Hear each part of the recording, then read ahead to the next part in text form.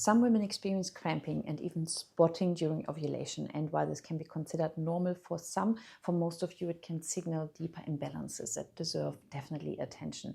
So let's start with what happens during a normal ovulation. So normal ovulation should happen around day 14 in a magical textbook cycle. It's usually typically in the middle of your menstrual cycle. And it happens when a mature egg is released from the dominant follicle in the ovary.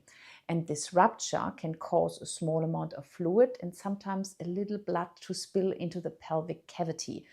And it might irritate nearby tissue and then causing what's known as like the Mittelschmerz, which is a German word for mid-cycle pain. And a tiny amount of spotting can occur too, simply because of the small blood vessels. They're rupturing as the follicle opens. However, now if the cramping is severe or the spotting is more than just a tiny bit, it shouldn't be more than a tiny bit, then this would suggest it's something deeper that we should be looking at.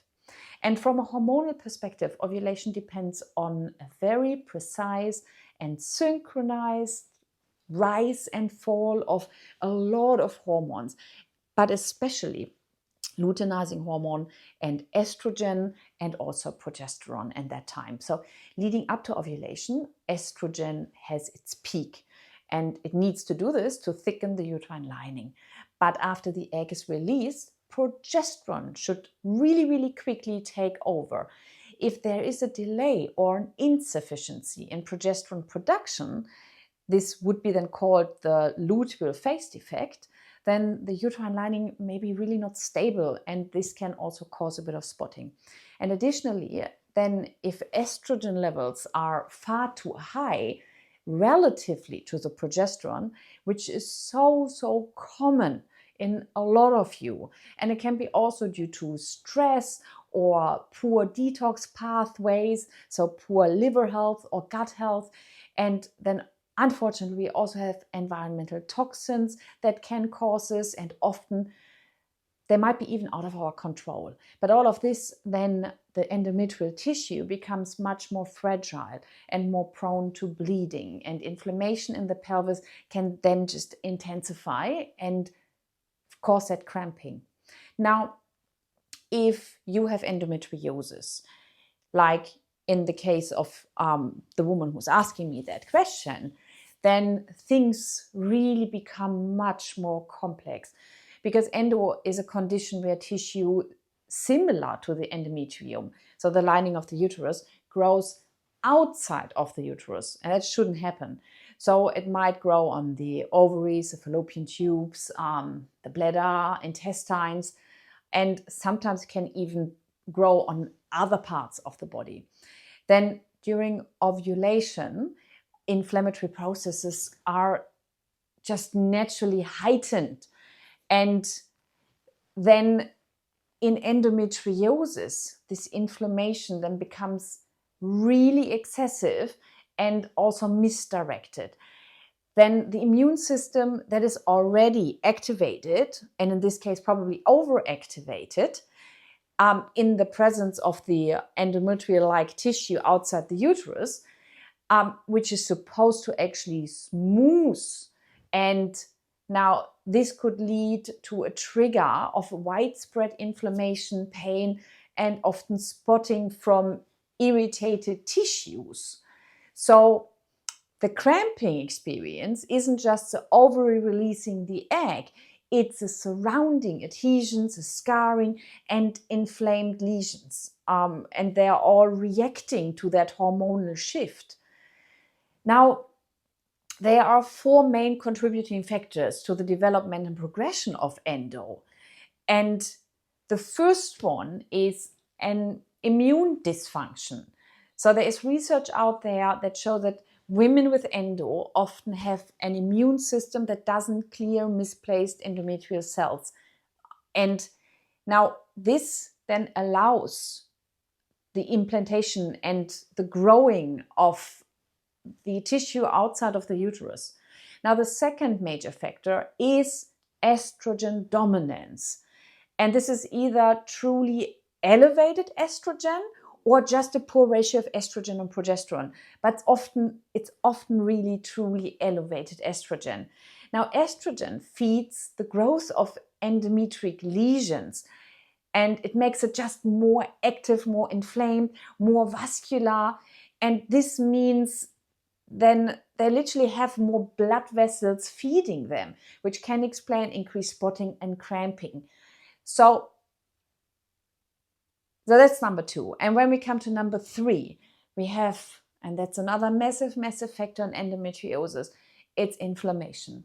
So women with endometriosis have higher levels of pro-inflammatory cytokines, and they're creating an environment where tissue is more likely to swell and more to scar, and it causes a pain. So inflammation is a biggie, and this is why I always say you gotta figure out what your body just is not really fond of. Nutrition plays such a major factor in endometriosis. And if you're feeding your body something that it just doesn't like for whatever reason, then you're creating more inflammation. And your main job is to calm your body down and to stop the inflammation. And I always say to the members in my fertility circle to pay attention what your body reacts to. I say make a food and mood log for a reason, because if you start writing down what you're eating and writing down how your body reacts afterwards to that food, you will find connections. And yes, often the big triggers are gluten and dairy, but there are other triggers and they are so individual. We are all so different. And one might react to eggs, which would be very sad. I like eggs. But others might react to just weird things. I give you an example of me. I react to dill. Which is really weird. It's a herb, but I find it disgusting. Anyway, my body doesn't like it because I get cramps when I eat dill. Lots of women react to nuts.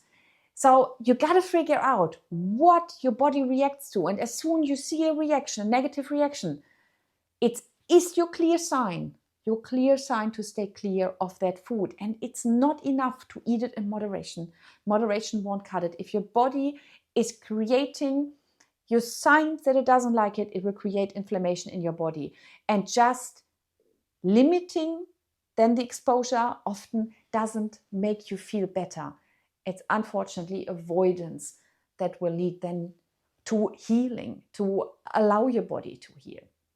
Now, I said we have four signs, 4 causes, and the 4th cause is quite frequently overlooked, and it is poor detoxification pathways and liver burden. It's another reason why I bang on to that liver, those liver clearing supplements we are doing in the beginning, we're taking in the beginning and helping our liver to detoxify.